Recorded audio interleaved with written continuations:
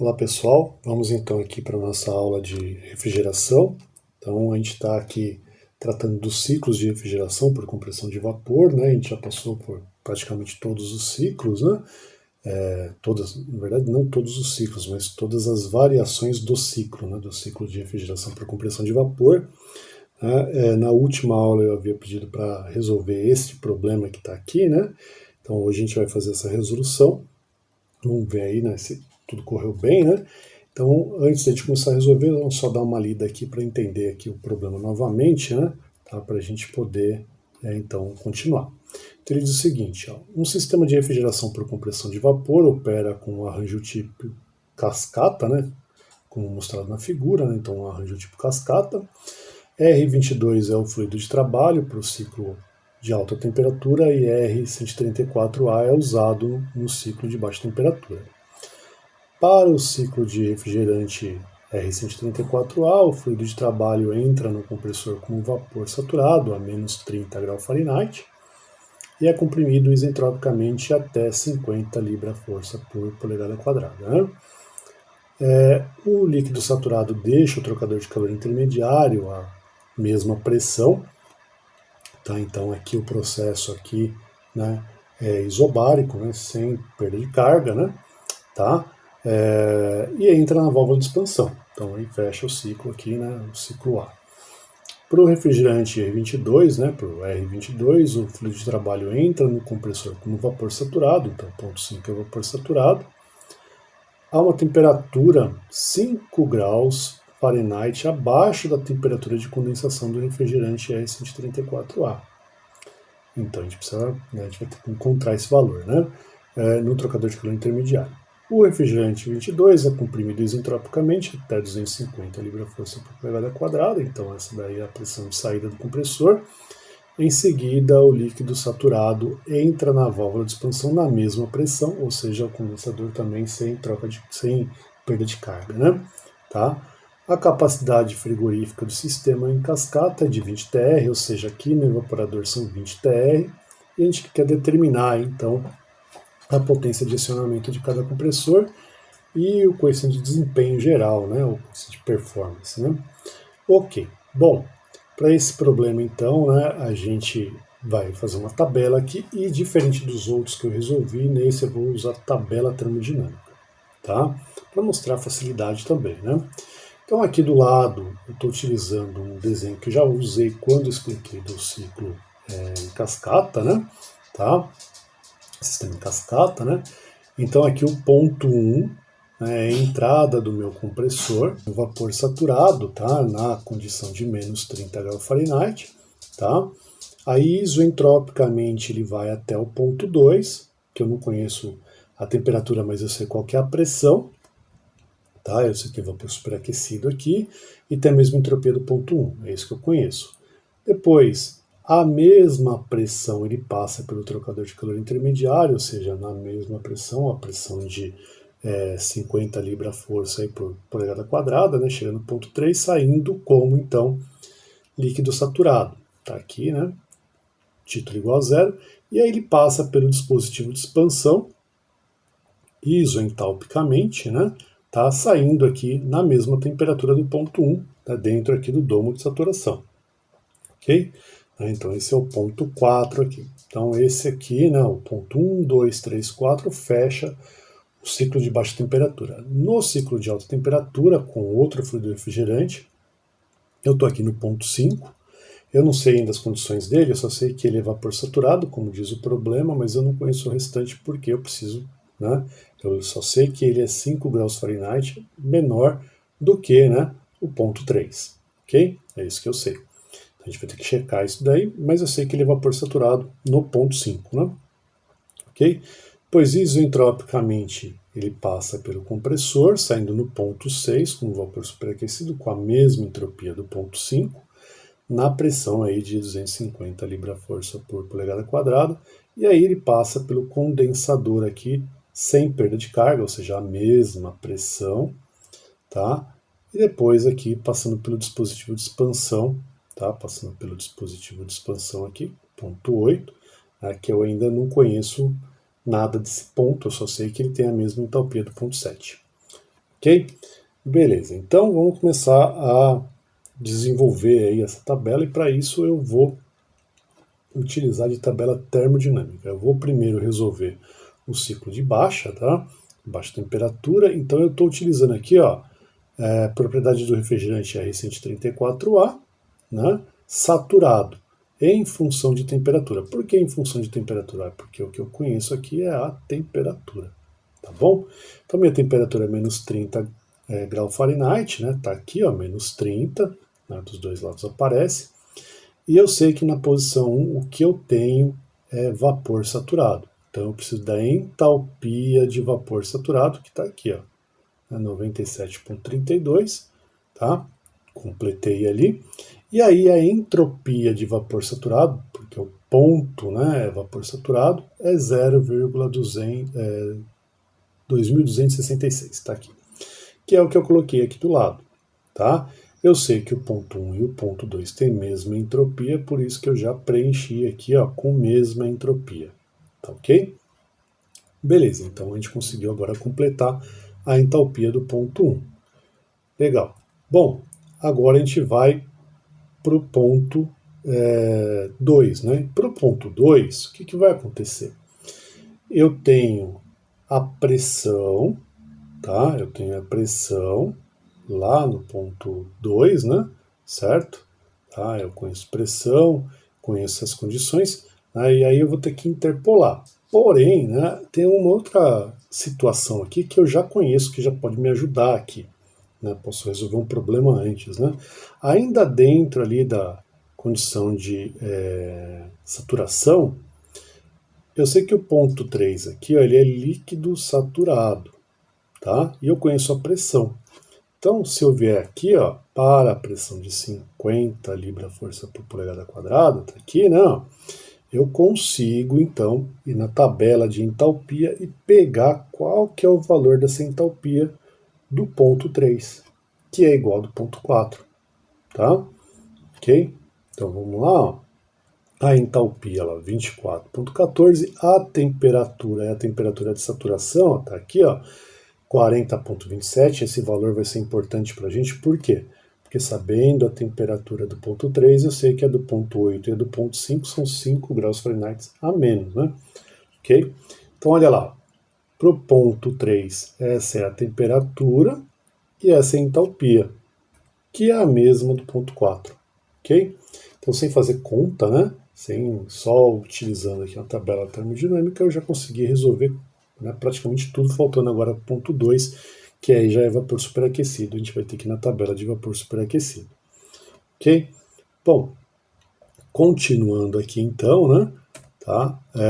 Eu consigo aqui preencher o ponto 5, então ele é 5 graus Fahrenheit a menos, então ele é 35,27, né?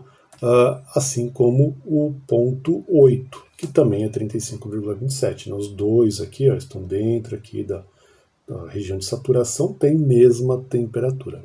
Ok. Então, bem tranquilo foi, né? Legal, continuando aqui, né? Então agora eu estou aqui com uma tabela de vapor superaquecido para o R134A. A pressão do ponto 2 é de 50 libra-força por polegada quadrada, tá? Então é essa tabela aqui. Mas eu não tenho entropia, né? Essa entropia dada aqui, ela não consta aqui na minha tabela. Então eu vou ter que interpolar, né? Interpolar entre quem? Bom, eu vou interpolar entre esses dois valores aqui, né? Tá? Um acima e um abaixo do valor que eu conheço, ok? Então, tá aqui, né, o ponto 2. Então eu vou interpolar entre estas entropias aqui, né? Então a entropia acima do que eu conheço aqui no meu valor é 0,2276, é esse valor aqui de baixo. E a entropia menor, né, ou seja, abaixo do valor que eu tenho, né, é 0,2089, que é esse daqui, tá? O que eu quero interpolar, né, o que eu quero encontrar é o 0,2266, tá aqui, menos, né, o 0,2189. Isso já foi dado, né, em outros assuntos, né, tá? Então isso daqui a gente está interpolando, né, uma interpolação simples aí, né, tá? Se tiver dúvida, volta aí em aulas anteriores, aí, né, onde a gente já falou sobre interpolação, né? Tá? Então, para 0,2276, a entalpia é essa daqui, ó, 111,85, é esse daqui. Para a entropia de 0,2189, a entalpia é essa daqui, ó, 107,43, que é essa daqui. E para 0,2266 é o que eu quero achar. Então, resolvendo aqui nessa interpolação, eu tenho então que a entalpia do ponto 2 dá 111,34 BTU por libra. Tá ok? Tá? E esse valor é o valor então que eu preencho lá na tabela. Então, todo o ciclo de baixa foi resolvido. Tá? Bem tranquilo aí, né? Ok. Bom, continuando então, agora a gente vai pro ciclo de alta, né, de alta temperatura, né, onde então agora eu conheço a temperatura do ponto 5, né, e sei que ele é vapor saturado, tá? Conheço também a pressão do ponto 6, assim como a pressão do ponto 7, sabendo que no ponto 7 é líquido saturado, né? E eu sei que entre 5 e 6 a entropia é igual. Bom, então o que eu vou fazer aqui? Eu vou fazer o seguinte, né? Ó, a minha temperatura é 35,27 graus Fahrenheit. Então, poderia pegar 35? Poderia, mas como eu quero um pouquinho mais de precisão, eu vou interpolar para achar o valor da entalpia nessa posição, assim como também o valor da entropia. Se você extrapolar e falar, não, ele é 35, não tem problema, não vai mudar muito o resultado final, tá? Mas é só para usar a interpolação, né?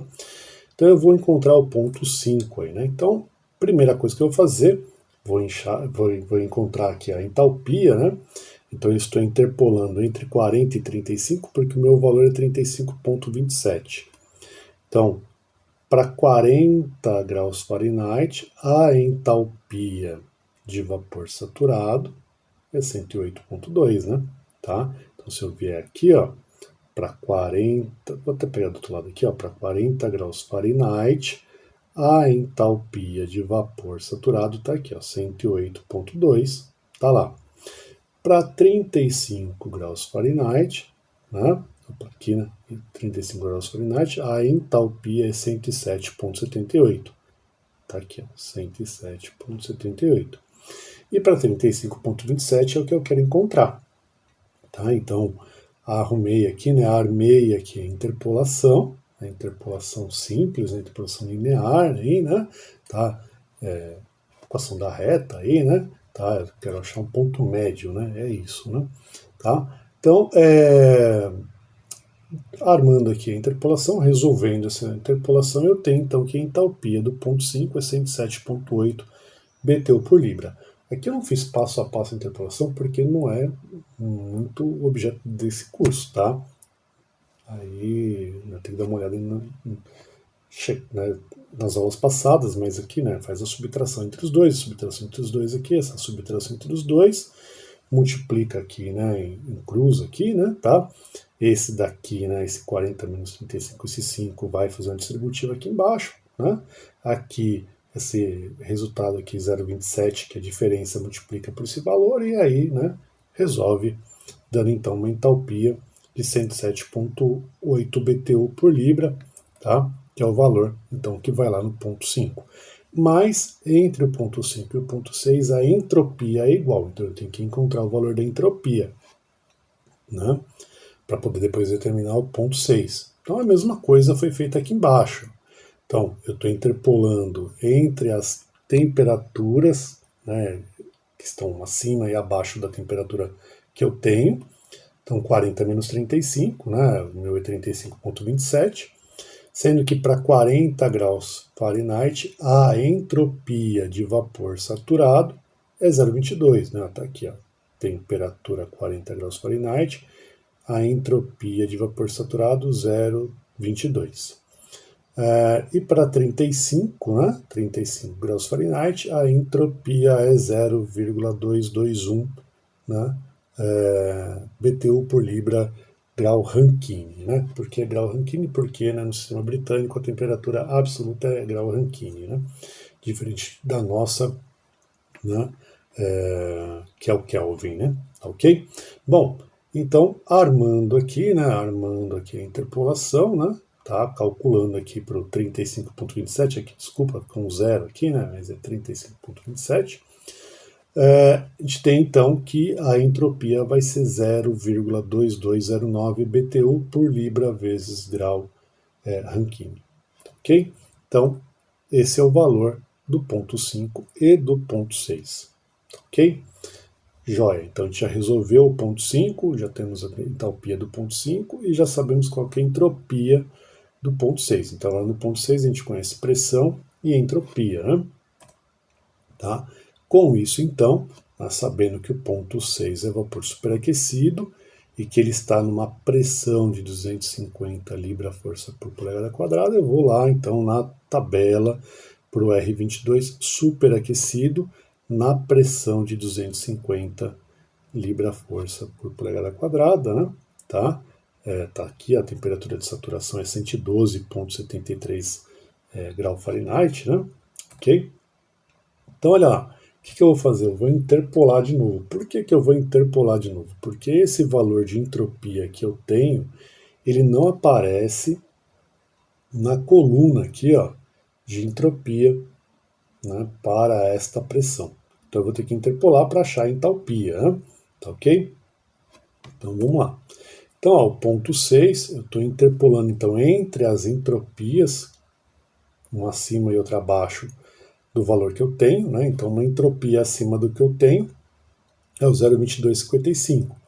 E uma entropia abaixo do valor que eu conheço é o 0,2183. Então, para 0,2255 BTU por libra grau Rankine, a entalpia, né, de vapor superaquecido, né, é 123,27. É isso aqui, ó. Para esta entropia, esta é a entalpia. Beleza? E para 0,2183, né, com entropia, né, 0,2183 BTU por libra vezes grau Rankine, esta é a entalpia, tá aqui, né? Então 0,2183, a entalpia está aqui, ó, 118,91. Ok, e para 0,2209, que é o valor que eu tenho, é o que eu quero conhecer, né? O que eu quero calcular, entalpia do ponto 6, menos a entalpia, né, da entropia aqui de 0,2183, né? Tá? Então, armando isto e resolvendo, a gente tem então que a entalpia do ponto 6 é 120,48 BTU por libra, tá?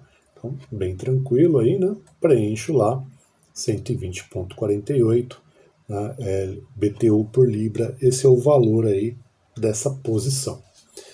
Legal. Bom, agora falta o ponto 7 e o ponto 8, né? Aqui a gente está na tabela de saturação, então a gente vai agora para a tabela de vapor saturado, né? Tá? Em função da pressão. Por quê? Porque o que eu conheço do ponto 7 é, né, a pressão, tá ok? Pressão, e sei que ele é líquido saturado. Então a pressão 250, né? Então eu venho aqui, ó, 250 libra força por polegada quadrada está aqui, e eu vou pegar a entalpia de líquido saturado, tá aqui, ó, 43,46. Tá aí. Como eu sei que no dispositivo de expansão, né, a entalpia é a mesma, né, a permanência é a mesma, ou seja, o processo isentálpico, então a entalpia do ponto 8 é exatamente igual à entalpia do ponto 7.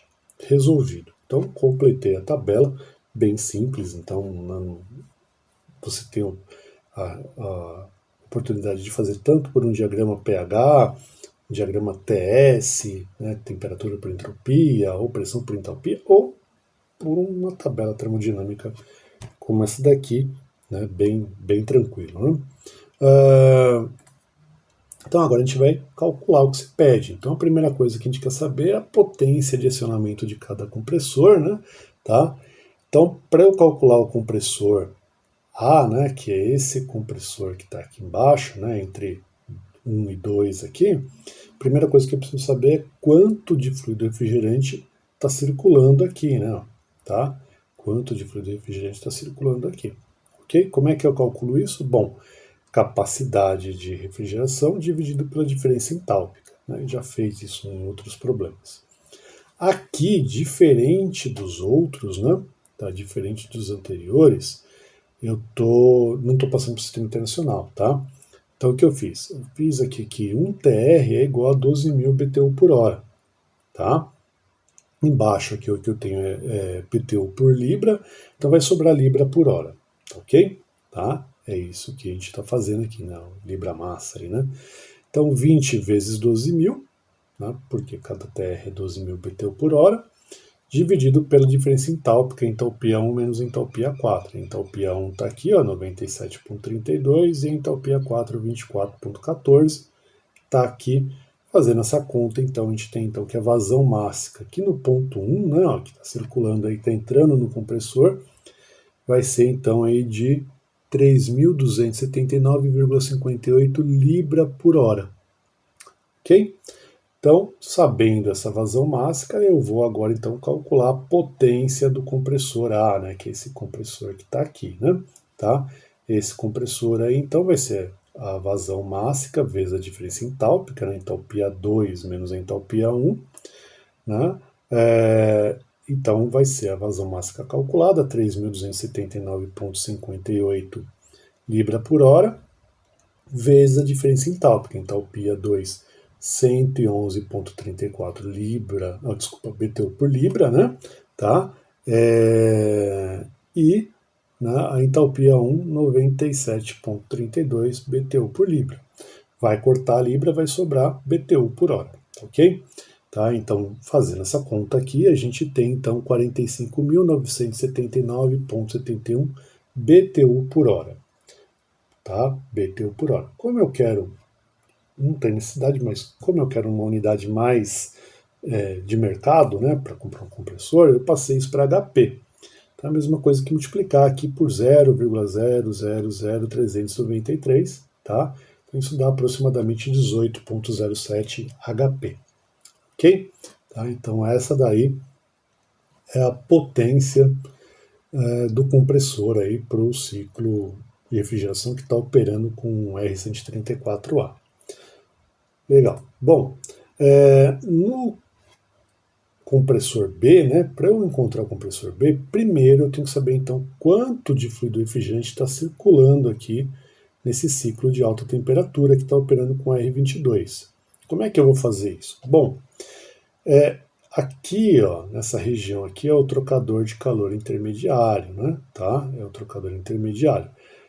Eu sei que a quantidade de calor que um fluido cede é igualzinho à quantidade de calor que o outro fluido recebe, que é o que está escrito aqui, né?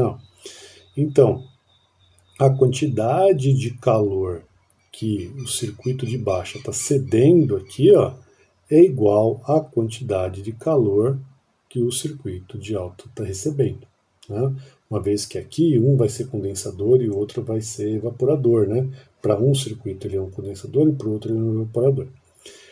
Ok? Então aqui é baixa e aqui alta, tá? O P e o A aqui é porque aqui é a quantidade de calor do circuito de baixa e a quantidade de calor do circuito de alta temperatura, tá? Então a vazão máxima em 1 vezes a diferença entálpica aí, né? Tá? Entre 2 e 3, né? Tá? É igual a vazão máxima em 5 vezes a diferença entálpica, 5 e 8, né? Lembra, o ciclo de alta é entre 5 e 8, né? Tá? Dessa forma, então, fica aí que a vazão máxima em 5 vai ser, então, a vazão máxima do ponto 1, né? O ciclo de baixa, vezes a diferença entálpica dele, entalpia 2 menos 3, sobre a diferença entálpica do circuito de alta, 5 menos 8, né? Substituindo então, né, essa aqui é a vazão máxima que a gente já havia calculado para o circuito de baixa temperatura, né, 3.279,58 libra por hora. Aqui a diferença entálpica, entalpia 2, né, tirada da tabela aqui. Aqui entalpia 3, tirada da tabela também, sobre a entalpia 5, olha lá, tirada da tabela, menos a entalpia 8, tirada da tabela. Resolvendo esse cálculo aqui, a gente então sabe que a vazão de fluido, né, a vazão de R22, que está circulando aqui no circuito de alta, é de 4.444,81 libra por hora. Ok? Tá? E aí, da mesma forma que a gente fez com o primeiro, né, com o primeiro compressor, no compressor B, a potência desse compressor vai ser dada então pela vazão mássica vezes a diferença entálpica também.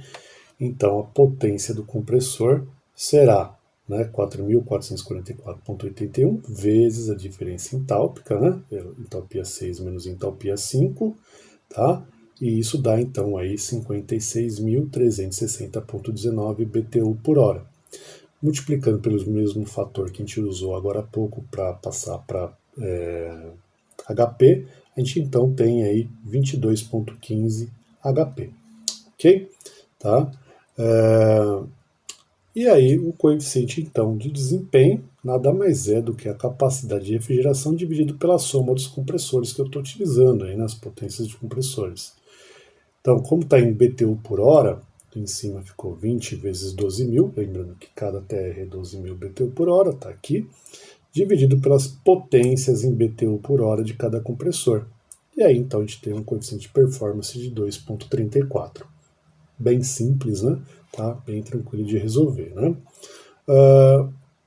E aí, para fechar o assunto, né, eu vou falar um pouquinho aí de sistema transcrítico, que é quando a gente usa aí fluidos refrigerantes, que na verdade, né, os gases, né, que tem baixa temperatura, né, ou seja, ponto crítico é muito baixo, essa posição aqui é muito baixa, ponto crítico é 31 graus Celsius, não dá para fazer essa troca de calor num condensador com o meio, né, você vai ter problemas.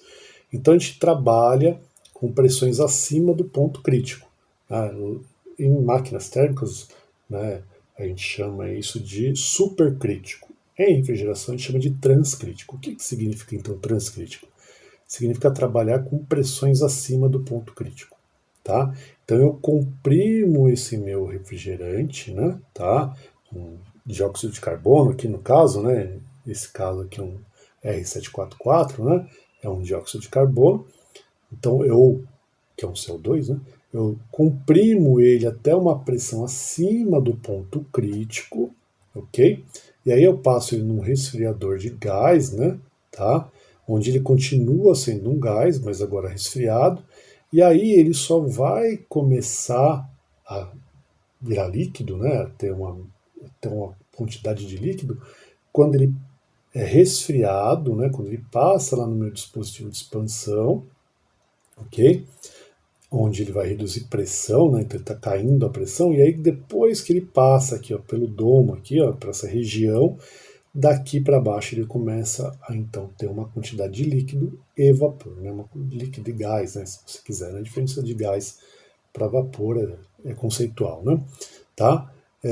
Então aqui, ó, até aqui, toda essa região aqui, ele sempre será, né, gás, e nessa região aqui ele é uma mistura líquido, né, e gás aqui, tá ok? Tá? Então essa é a diferença, né, dos circuitos, como eu posso dizer assim, mais comuns, né? Tá? Então aqui é quando a gente está trabalhando com, né, um gás como um fluido refrigerante, no caso aí, né, um dióxido de carbono, tá ok? Então esse é o sistema transcrítico, tá bom? O modo de resolver é igual aos anteriores, né? Tá? Não tem muito segredo. O modo de operar, de calcular coeficiente de performance, de calcular potência é o mesmo, tá? Óbvio que a gente vai precisar de um compressor aqui relativamente grande para conseguir comprimir, né, essa quantidade, mas, né, o modo de operar é o mesmo, tá ok? Tá? Então com isso a gente fecha aqui o ciclo de refrigeração com compressão de vapor e suas variáveis aí, né? Tá ok? Tá? Então era isso que a gente tinha para tratar hoje, né? E até a próxima aula.